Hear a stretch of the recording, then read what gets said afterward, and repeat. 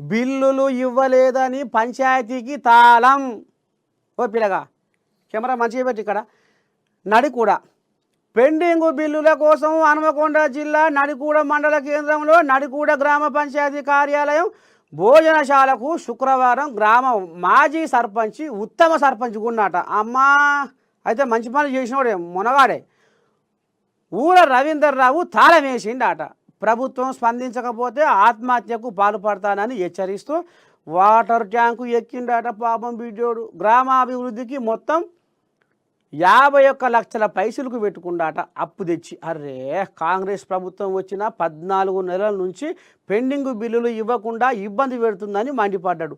అప్పులు ఇచ్చిన వారు ఒత్తిడి చేస్తున్నారని, తన కుటుంబం మొత్తం రోడ్డున పడ్డదని ఆందోళన. ఇక మనం నేను చెప్పుకున్నాం కదా, మరి ఈ పాపం అంతా ఏడ మూట కట్టుకుంది కారు. నిన్ననే మనం చెప్పుకున్నాం, ఎర్రబెల్లి దయాకర్ రావు కడుపు చల్లకుండా ఎర్రబెల్లి దయాకర్ రావు ఆయాలనే దీన్ని కథం పట్టిస్తే ఇవాళ ఇంత ఘోరం కాపోవు, సర్పంచులకు ఇన్ని బాధలు రాపోవు.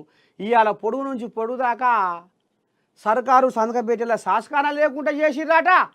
ఇటు మళ్తే ఇగో ఈ రకంగా ఈ సర్పంచుల బిల్లులు పెండింగ్ బిల్లులు ఆపేసరికి ఇవాళ వాళ్ళు కుర్రో మొర్రో లావో దిబో ఎంత మొత్తుకున్నా ఏది చేసినా గింతనన్నా ఇక మరి కసిగందని వ్యవహారం అవుతుంది.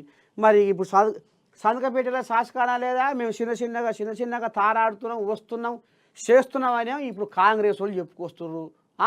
ఇక మరి ఆనాడు పెట్టిన పెండింగ్ బిల్లులు ఇంకా రాపాయని ఇగో వీళ్ళు ఎర్రబెల్లి నిన్ననే చెప్పుకున్నాం, తాగి పడేసిన సీసాలు అమ్ముకొని బతుకుర్రి, అమ్ముకొని సంసారం వెళ్ళ తీసుకొని అని